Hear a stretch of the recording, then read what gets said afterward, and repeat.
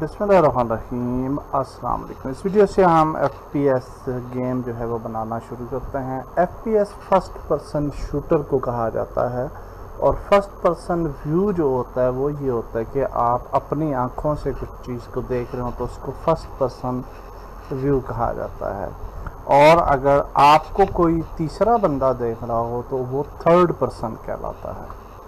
तो इस गेम का फोकस जो है वो फर्स्ट पर्सन गेम पे है।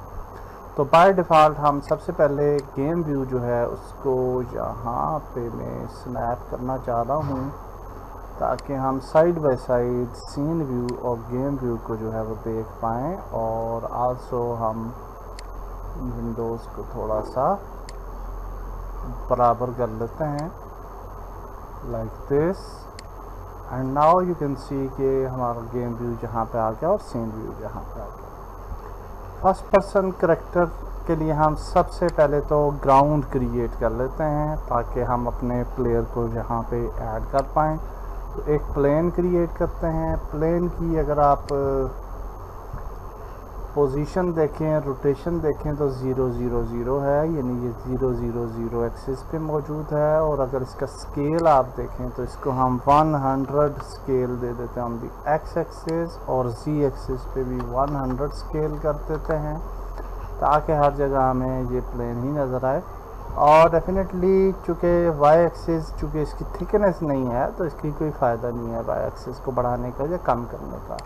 डायरेक्शनल लाइट में अगर आप आएँ तो कलर है एंड इंटेंसिटी है 1, एंड इनडायरेक्ट मल्टीप्लायर को अगर हम बल्कि इसको 1 ही रखते हैं एंड इंटेंसिटी को 0.8 कर लेते हैं, थोड़ा सा डार्कर हो जाएगा 0.8।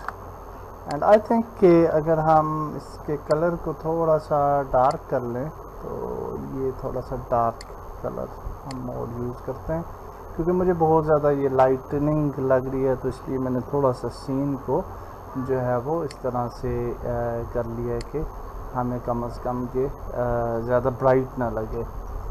तो यहाँ पे देखें आप, हम थर्ड पर्सन करैक्टर क्रिएट करने से पहले प्रैक्टिकली उसके हम बाद में हैंड्स भी क्रिएट करेंगे, गन वगैरह ऐड करेंगे, लेकिन सबसे पहले उसको प्रैक्टिकल लाने के लिए हम यहाँ पे राइट क्लिक करते हैं और 3D ऑब्जेक्ट और कैप्सूल क्रिएट कर लेते हैं। कैप्सूल यूजुअली जो है वो यूज़ किया जाता है for creating the base character. और आप देख सकते हैं कैप्सूल जो है वो ग्राउंड के अंदर चला गया क्योंकि इसकी भी पोजीशन 0 0 0 है। तो इसको थोड़ा सा हम ऊपर ले आते हैं लाइक दिस। और अगर आप कैप्सूल को देखें, एनालाइज करें, तो आप देख सकते हैं कि कैप्सूल की सिमत का तयन है। वाई एक्सिस ऊपर की तरफ है, जी एक्सिस फॉरवर्ड की तरफ है और एक्स एक्सिस आपकी राइट एंड लेफ़्ट होती है।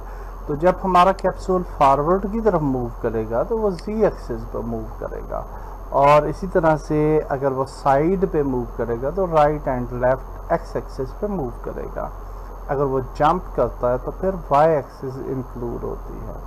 तो बाय डिफ़ॉल्ट हमारा ये कैप्सूल जो है वो यहाँ पे आ चुका है। और अगर आप यहाँ पे देखें तो इसकी कुछ कंपोनेंट्स हैं। सबसे पहले हमारा पास मैश फिल्टर है और फिर मैश रेंडरर कंपोनेंट है। मैश फिल्टर और मैश रेंडरर कंपोनेंट्स आपस में कनेक्टेड होते हैं। और अगर हम मैश फिल्टर में देखें तो यहाँ पे ये कैप्सूल की रेंडर ऑब्जेक्ट एडेड है और मैश रेंडरर के अंदर इसके मटेरियल्स वगैरह आ रहे हैं और डिफ़ॉल्ट मटेरियल एडेड है और कुछ और डिटेल्स हैं जो कि आप देख सकते हैं। उसके बाद आपके पास यहाँ पे कैप्सूल कोलाइडर लिखा हुआ आ रहा है क्योंकि इसका कोलाइडर है। और अगर आप देखें तो कोलाइडर जो है वो बड़े अच्छे तरीके से कनेक्टेड है विद आवर कैप्सूल। और इस कैप्सूल के कोलाइडर को अगर इसकी डायरेक्शन को देखें तो वाई एक्सिस है। अगर आप इसको एक्स एक्सिस करेंगे तो ये देखें कि कैप्सूल कोलाइडर जो है वो एक्स एक्सिस पे अब हमें नज़र आ रहा है।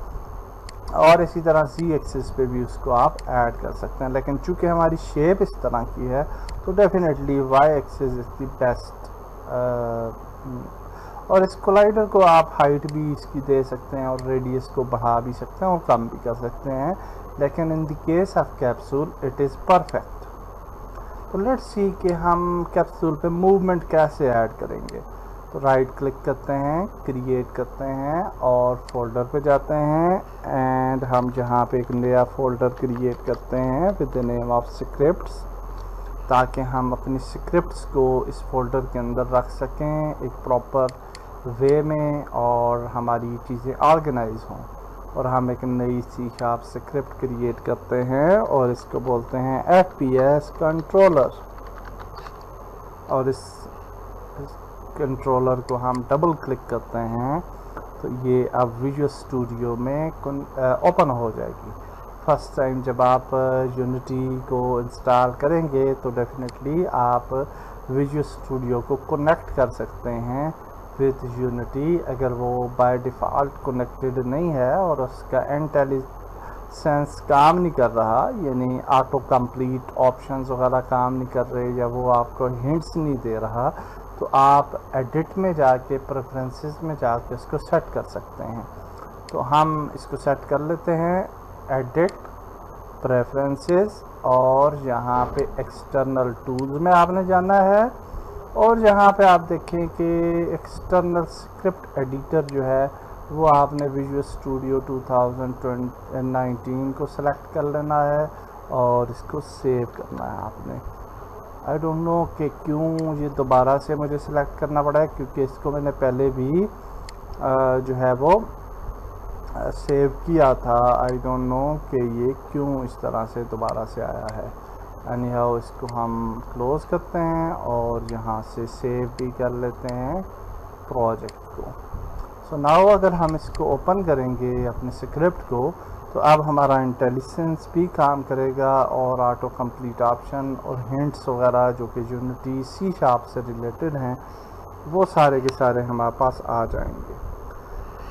डेफिनेटली किसी भी स्क्रिप्ट को जब आप फर्स्ट टाइम ओपन करते हैं तो ये कुछ इस तरह से आपके पास स्क्रिप्ट ओपन होती है और उसके अंदर स्टार्ट फंक्शन और अपडेट फंक्शन जो है वो लिखा हुआ आ जाता है।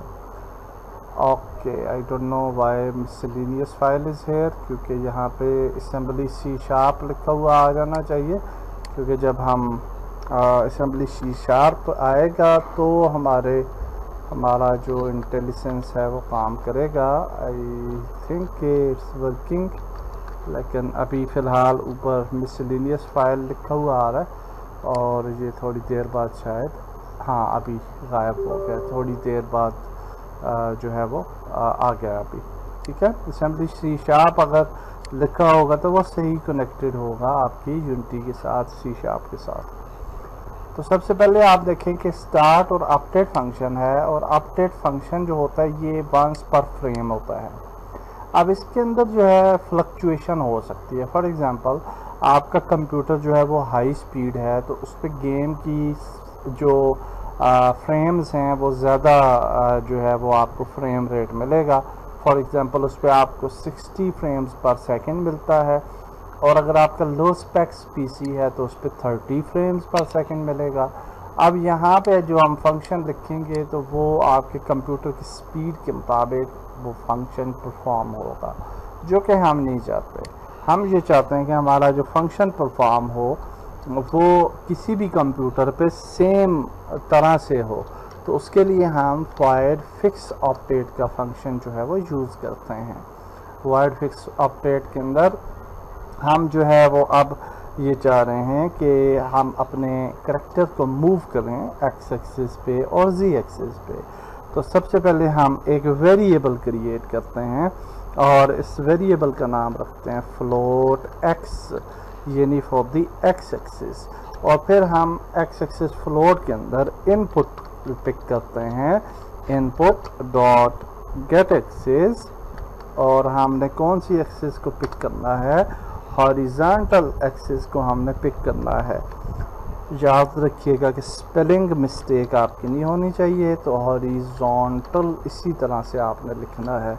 अदरवाइज़ आपने अगर हॉरिजॉन्टल लिख दिया या कुछ मिस्टेक करती वर्डिंग में तो आपका काम नहीं होगा। तो यहाँ पे हमने जी एक और वेरिएबल बना लेना है Z एक्सिस के लिए, और हम इसको कहेंगे input dot gate axis and vertical. अब ये बात जो है वो क्वेश्चनेबल है ये कि ये एक्सिस कहाँ से हमें पता चली और कहाँ से जो है वो हम इनको पिक कर रहे हैं। तो उसके लिए हम यूनिटी में आते हैं और हम जो है वो एडिट में जाएंगे एंड प्रोजेक्ट सेटिंग्स में जाएंगे और यहाँ पे आप देखें कि आपके पास इनपुट मैनेजर आ रहा है और इसके अंदर एक्सेस आ रही हैं। तो इसके अंदर वो सारी एक्सेस मौजूद होती हैं जो कि यूनिटी में बाय डिफ़ॉल्ट हमें मिल रही हैं और इसके अलावा हम कस्टम एक्सेस भी क्रिएट कर सकते हैं। फॉर एग्जांपल आपने किसी एक स्पेसिफिक बटन पे कोई फंक्शन ऐड करना है तो आप यहाँ 18 को 19 करेंगे और फिर उस की को आप मैप कर सकते हैं विद डिज़ायर्ड नंबर्स। यहाँ पे आप देखें हॉरिजॉन्टल एक्सेस जो है वो लेफ़्ट एंड राइट की अगर हम प्रेस करेंगे बटन्स प्रेस करेंगे तो ये मूव होगी। अल्टरनेटिव नेगेटिव बटन ए और डी अगर आप प्रेस करते हैं तो भी ये मूव होगा राइट एंड लेफ़्ट। और इसकी ग्रेविटी और डेड वगैरह लिखा हुआ आ रहा है, सेंसिटिविटी आ रही है जिसको आप डेफिनेटली चेंज कर सकते हैं। टाइप जो है की और माउस बटन है, एक्स एक्सिस है और जॉयस्टिक जो है वो भी आपकी जो है यहाँ पे मैप है और get motion from all keys जो है ये पिक कर लेगी जॉयस्टिक आपका कि ये ऑटोमेटिकली जो उसका जॉयस्टिक पैड होता है वो इसको डिटेक्ट कर लेगा। इसी तरह से वर्टिकल एक्सेस जो हैं वो डाउन और अप कीज़ हैं और एस और डब्ल्यू हैं। तो यहाँ से हमें पता चला और ये वाली कीज़ का ये जो नाम है ये हमने कोड के अंदर लिखा है कि जी हमें ये वाली वर्टिकल और हॉरिजॉन्टल एक्सेस जो हैं वो चाहिए। अब हमने ये वेरिएबल्स तो बना लिए लेकिन हमने इसको मूव भी तो करना है। तो हम अब इसको मूव करेंगे तो हम कहेंगे ट्रांसफॉर्म डॉट पोजीशन, यानी इसकी जो पोजीशन है वो हम अपडेट करना चाह रहे हैं तो प्लस इक्वल टू करेंगे और यहाँ पे कहेंगे न्यू वेक्टर 3 क्योंकि हमने जो है वो 3D वर्ड के अंदर हैं हम। तो यहाँ पे देखें हम लिखेंगे 0 0 और 0। तो ये अब 0 0 क्या है, ये है एक्स एक्सिस, ये है वाई एक्सिस और ये है जी एक्सिस। तो हम एक्स एक्सिस के लिए एक्स की इनपुट पे ऐड कर लेते हैं और जी एक्सिस के लिए जी की इनपुट ऐड कर लेते हैं। वाई की मूवमेंट अभी हमने ऐड नहीं की तो इसलिए इसको 0 ही रखते हैं। तो अब हम अगर इसको सेव करेंगे और अगर यूनिटी में आते हैं और ये स्क्रिप्ट जो है डेफिनेटली ऐसे तो काम नहीं करेगी, इसको हमें कैप्सूल के ऊपर जो है वो ऐड करना पड़ेगा। तो इसको ऐड कर लेते हैं and now if we play तो अब होपफुली जब हम कैप्सूल को मूव करेंगे तो ये देखें ये मूव हो रहा है, लेकिन आप इसकी स्पीड देख रहे हैं कि कितनी ज़्यादा स्पीड है इसकी। तो इसकी स्पीड को कम करते हैं तो स्पीड को हम कंट्रोल कर सकते हैं। तो हम यहाँ पे जो है वो एक वेरिएबल बना लेते हैं फॉर द स्पीड और स्पीड का वेरिएबल जो है वो भी फ्लोट वेरिएबल होगा। और फ्लोट वगैरह का तो आपको पता ही है कि फ्लोट क्या है, नंबर क्या है, ये तो वेरी बेसिक्स हैं तो इसकी डिटेल में हम नहीं जाते। तो 0.01 f जो है वो हम इसकी फ्लोट स्पीड दे देते हैं जो कि इसकी स्पीड का वेरिएबल है। और यहाँ पे हम x जो है x एक्सिस पे इसको मल्टीप्लाई कर देते हैं with speed and also z axis को भी मल्टीप्लाई कर देते हैं विद स्पीड। अब हम अगर सेव करेंगे इसको और दोबारा से यूनिटी में आएंगे और इसको मूव करेंगे प्ले करेंगे तो होपफुली ये आप कम स्पीड के साथ हमारा कैरेक्टर जो है वो मूव हो रहा होगा। सो ये देखिए जी ज़बरदस्त होगा। तो ये अब मूवमेंट हो रही है और with a slow speed, great. तो हमने right left forward back movements add कर ली। नेक्स्ट वीडियो में हम आगे बढ़ेंगे। अल्लाह हाफिज़।